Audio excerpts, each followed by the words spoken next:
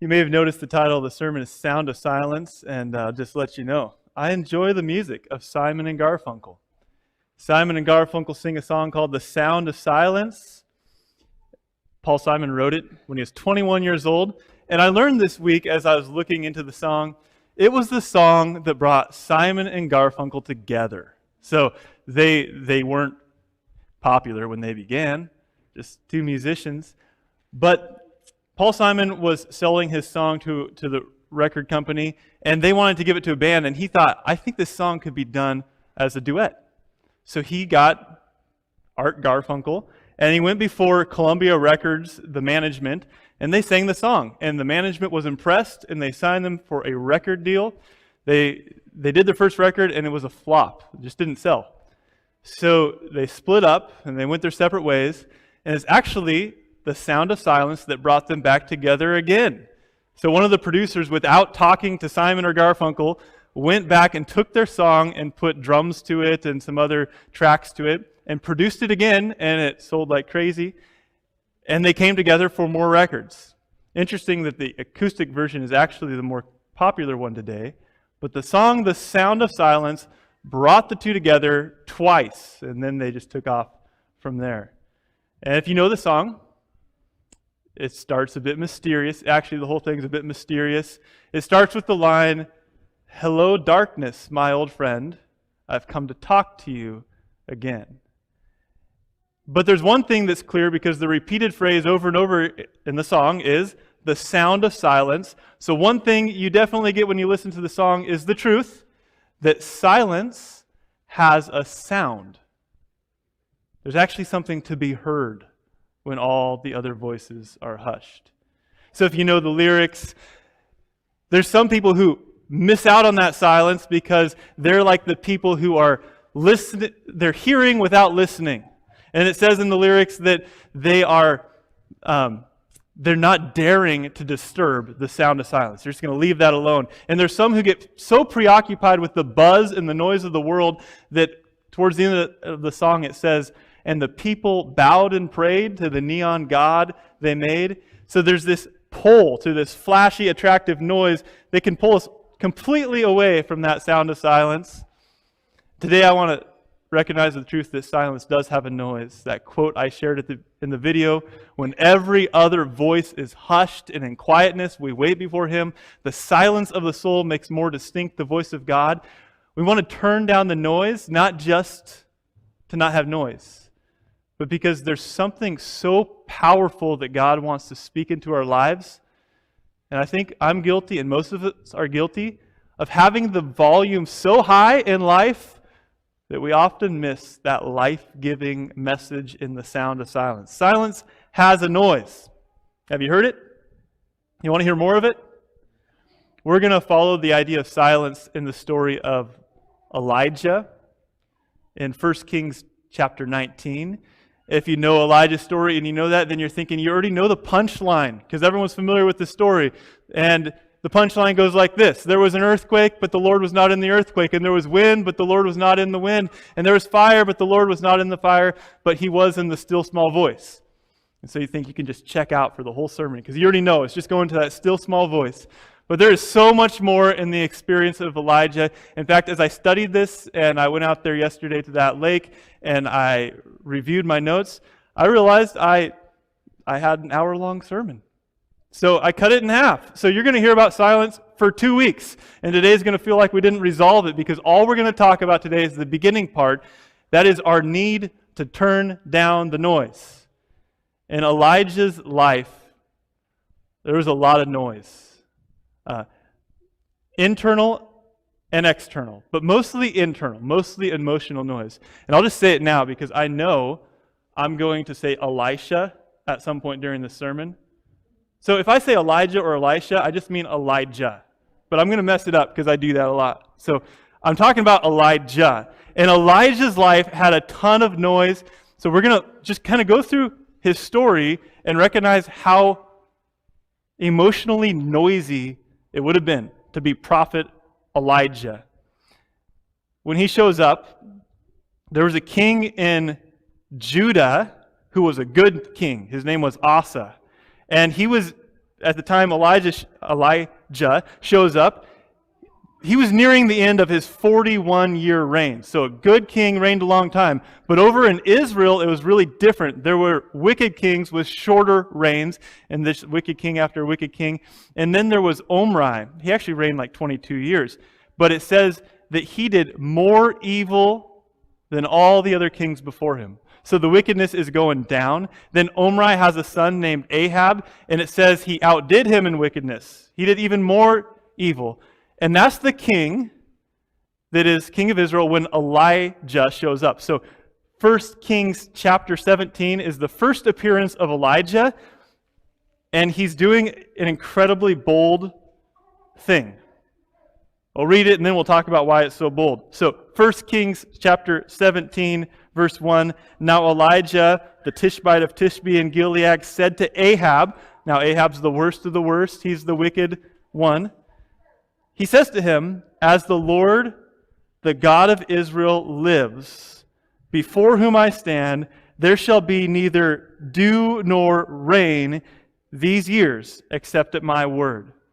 And the reason that was such a bold statement is if you look back at the last several verses there in chapter 16, you see that Ahab married Jezebel, who was named after the god Baal.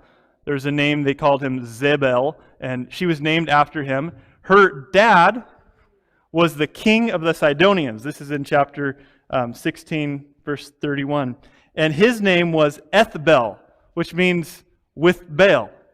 And Sidonians were a Canaanite nation who worshipped Baal. And then it says that in verse 32, he erected an altar to Baal and to the house of Baal.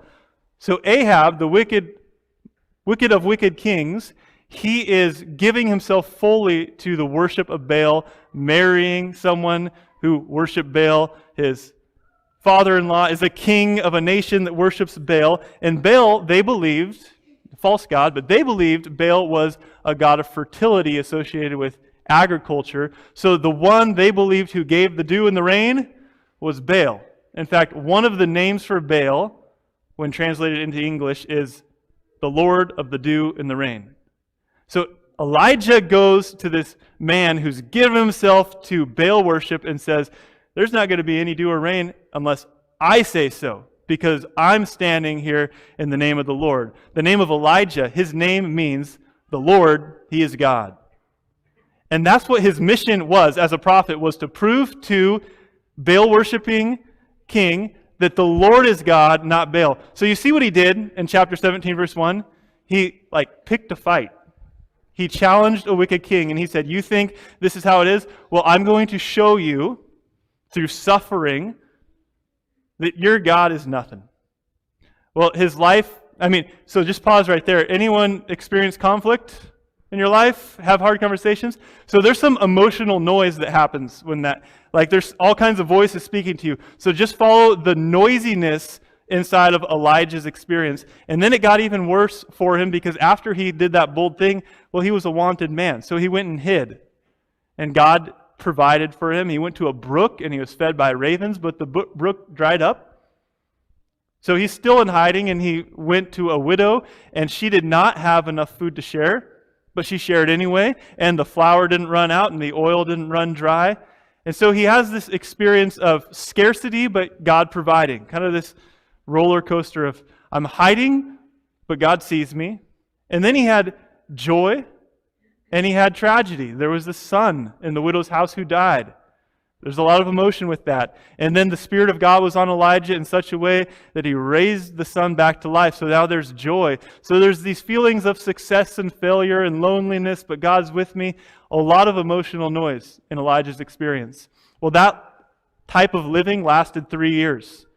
And God came to him again. This is chapter 18, verse 1. It's kind of nice. All the important things happen in verse 1. So you just look for the big numbers.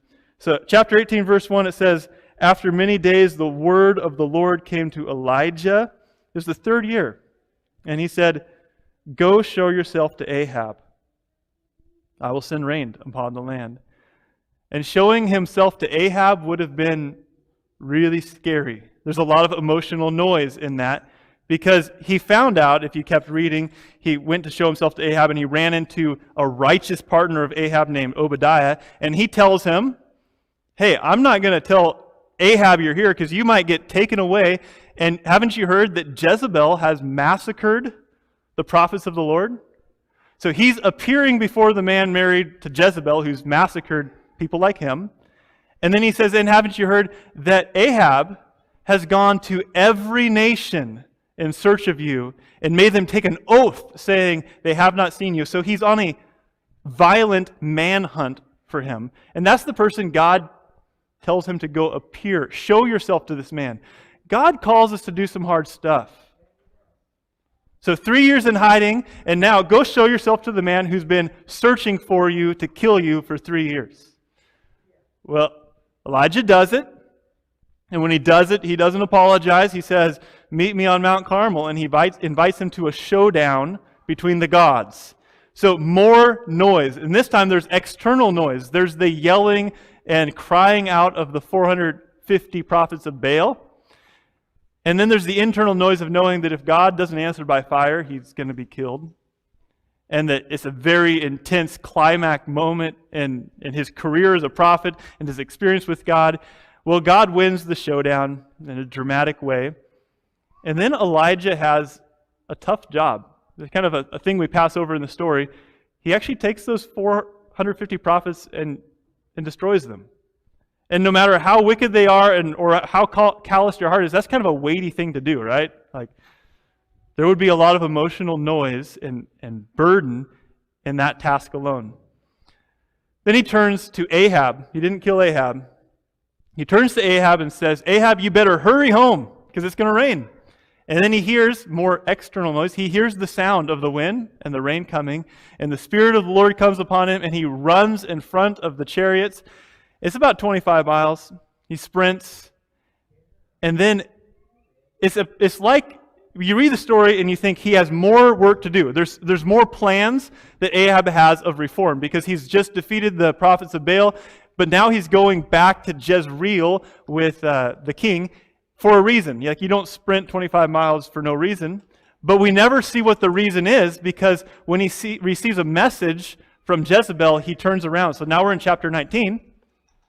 Think of all the noise. Now this is external noise. He's hearing the words of Jezebel. She heard that he killed the prophets. And she says, chapter 19, verse 2, says, Then Jezebel sent a message to Elijah saying, So may the gods do to me, and more also, if I do not make your life as the life of one of them by this time tomorrow. The emotional state Elijah was in, those words just hit him hard. They were very loud, noisy words. He probably would have been exhausted after that run, but there's enough noise in those words that he turns around, and it says, verse 3, he ran for his life. He ran to Beersheba, which is over 100 miles. So now he, after the 25-mile sprint, he runs down there. So he is running for his life, escaping all this emotional noise. Can you hear the noise in his life? Like, at that point, he can hear his heart beating and his heavy breath. But he hears the internal noise of conflict, of huge success as a superhero prophet of God, and then also feeling alone in that, and then feeling defeated when the king's wife is out to get him. He has all this noise, and it was too much for him. He had to run away. He ran to Beersheba, which is at the edge of the wilderness. He ran as far as he could go in civilization, and now he was going to leave civilization and just get away from all the noise. Noise does that to us, doesn't it? We get noise overload. And in the world we live in today, the volume is higher than it's ever been. It's high. There is noise coming from everywhere.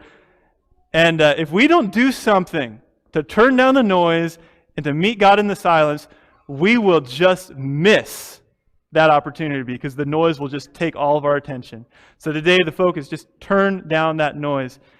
When I say that the noise is higher than it's ever been, I don't think my experience is harder than Elijah's. I think his is more intense than anything I've ever done. But just imagine with me. So imagine if Elijah had all that internal, external noise, and he also had an iPhone. So if, in addition to all that noise, he had the messages coming to him that distract him from all the ministry God is calling him to do. Now, if you give him some technology, there'd be some benefits. Of course, there'd be some benefits. I was just thinking, so I have a Fitbit. If Elijah had this, he'd be crushing his steps. Like, he'd 120 miles in a day. And, there'd be some things like, I don't know, I can imagine him checking the weather, right? No rain for 3 years. But there'd be other things that would just add to the noise. So if he had an iPhone, he could read every angry tweet of Jezebel. Every threat she sends out. Like, he didn't even know she killed the prophets until after 3 years. But he could have been reading all those threats. He could have been watching the news broadcast of Ahab on his manhunt and thinking, oh, he's looking for me, and all that emotional noise. He would have been on Mount Sinai trying to focus all his energy, like this is an important moment to stay connected with the Lord, and then there would have been something vibrating in his pocket. All this added noise and distraction. He would have had what we call, the term we have today, because we have access to all the reports around the world, we call it compassion fatigue. You've ever heard of that? Where we are taxed so much by the troubles around the world that, one, it overwhelms us, and then we just kind of turn off our senses to compassion. So he would have had compassion fatigue as he watched all the suffering of the drought that he pronounced. Watching all these tragic things happen would have worn at him, and then he would have had the guilt of saying, I'm the prophet who stopped the rain. So this terrible thing happened to this family. So all these messages would have added to that. He would have had 3 years to maybe just get hooked on streaming videos and totally get moved off his mission. He would have had so much more noise. And I wonder, would he have ever actually even made it to Mount Carmel? Because to get to Mount Carmel, he had to hear the voice of God saying, go show yourself to Ahab. So I wonder, if he had all the media technology we have today, would he ever have turned down the noise enough to hear the voice of God? We have a lot of noise to turn down. You remember Y2K, when computers were going to destroy the world? Technology has not caused the world to blow up, but it's just caused the noise to blow up. There's so many more messages available to us. So in year 2000, there were 0 podcasts to listen to. There were 0 streaming services.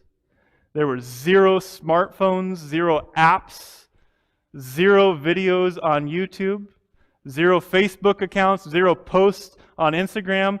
There was a lot less access to noise just 21 years ago. All that noise that adds in our life that we didn't have then. So I'm going to think about some of the ways we might turn down the noise. I think it's an intentional thing of the devil. You know the verse? It says, our enemy, he prowls around like a roaring lion. He prowls around, and part of his strategy is to make noise to distract us. Remember the story of the statue, Nebuchadnezzar? When you hear the sound of the music, bow down. Part of him calling our hearts into affection for him was, let's make some noise to lure them in to apostasy. Jesus spoke to demons and told them not to speak. Don't speak.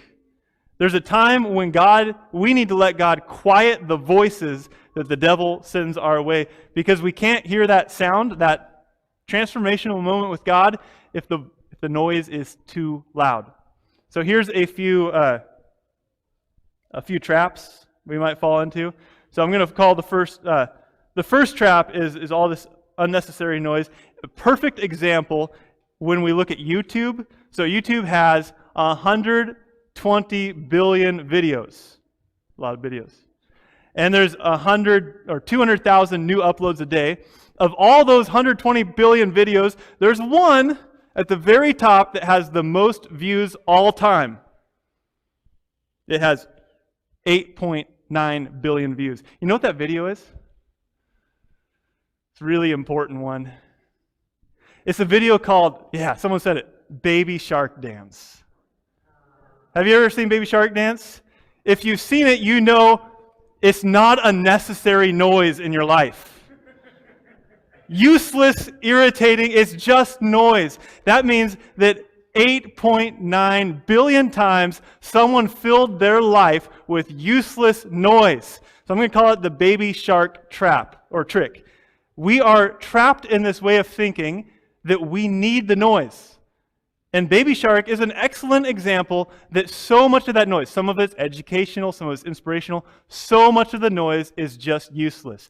So what noise in your life, maybe it's entertaining, maybe it's funny, what noise are you putting into your life that's just useless? It's meaningless.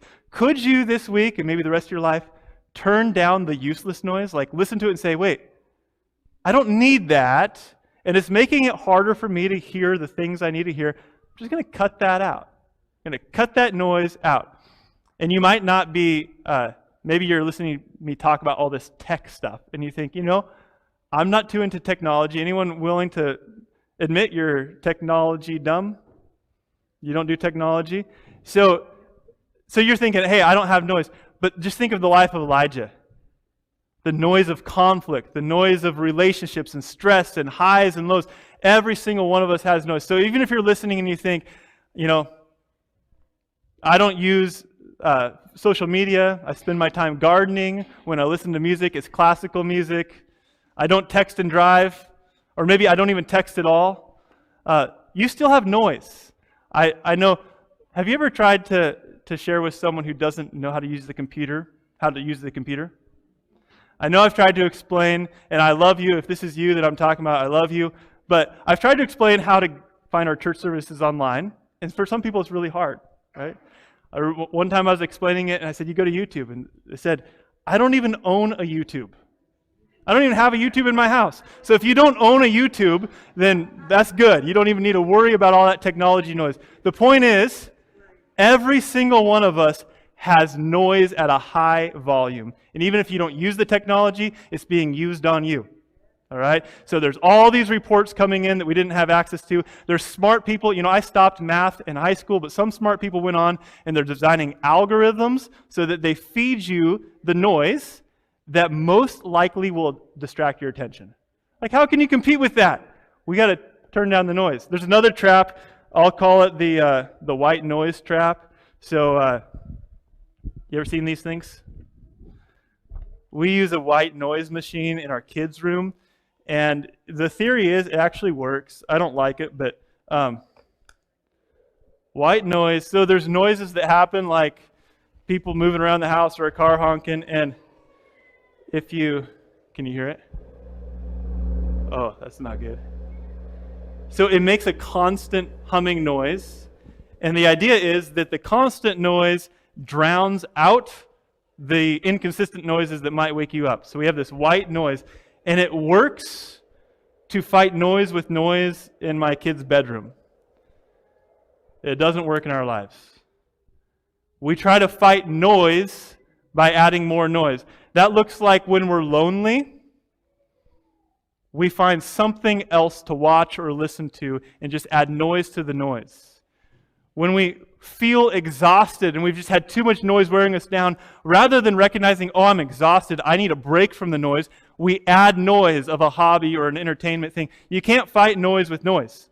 The solution you need when you're noise overwhelmed is not noise to entertain yourself, it's to turn down the noise and get alone with Jesus. That's the only cure for noise overload. So we can't take white noise and say, oh man, there's so much noise in my life, I'm going to turn up more noise to get away from the noise. That's a trap. We have to turn down the noise and be in the quiet with Jesus. There's another trap I learned. I'll call it the Zoom trap. I'll confess a story that just makes me sound ridiculous. So, been doing a lot of Zoom meetings. If you don't own a Zoom, don't worry about it. Zoom is on your computer. So, Zoom is this platform for video conversations. One time, I had two of them at once. So I didn't schedule them, and it was a surprise to me, but it was a really important one. So I thought I better be there for both of these. So I pulled a Zoom meeting up on my computer. I pulled a Zoom meeting up on my phone, but you can't turn the volume on because they interfere with each other unless you're muted. But I wanted to comment, I wanted to be engaged in both these. So I plugged in headphones to my computer and headphones to my phone, and I put one meeting in my right ear and one meeting in my left ear. That'll mess your brain up. So when we try to take too many noises in, it is so confusing. We can't handle it. And so one of the traps we fall into, and you do it too, you laugh at me and it's ridiculous. I won't do 2 meetings at once. But we believe that we can actually take in and process all the noise, and we can't. Don't fall into the trap of believing I have emotional space to receive all the noise. Actually, we have to choose which noise we're going to shut off and turn down, and which noises we're going to let in.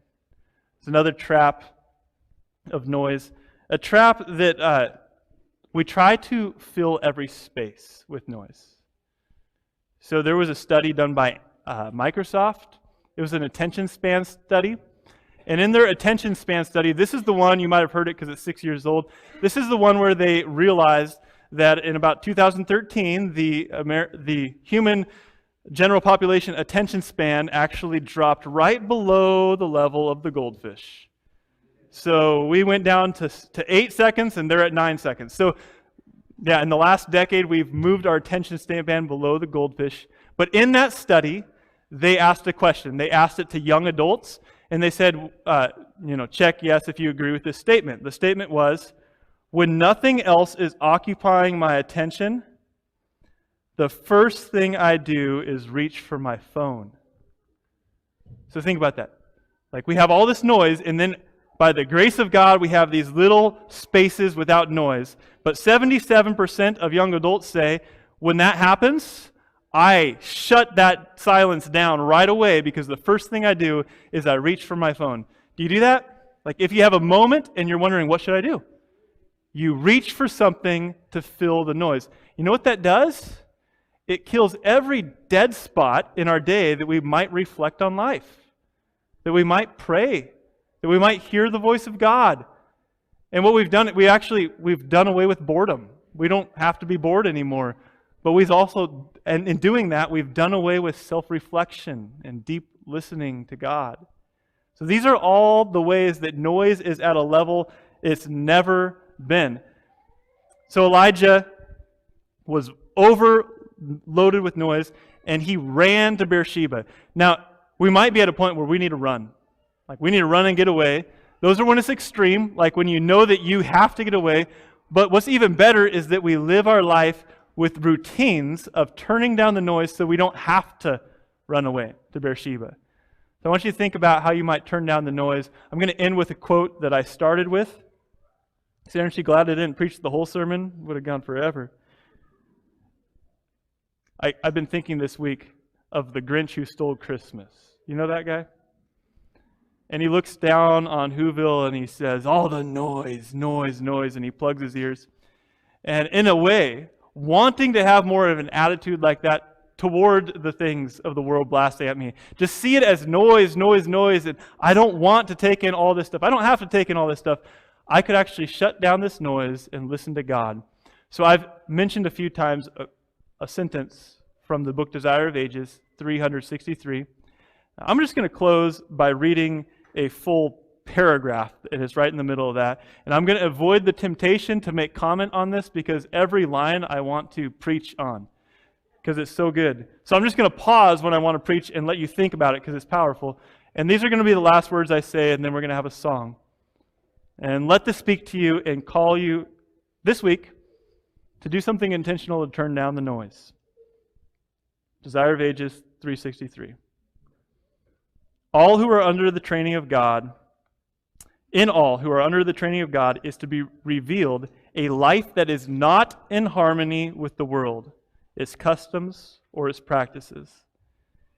And everyone needs to have a personal experience in obtaining a knowledge of the will of God. We must individually hear Him speak to the heart. When every other voice is hushed and in quietness we wait before Him, the stillness of the soul makes more distinct the voice of God. He bids us be still and know that I am God. Here alone can true rest be found. And this is the effectual preparation for all who labor for God.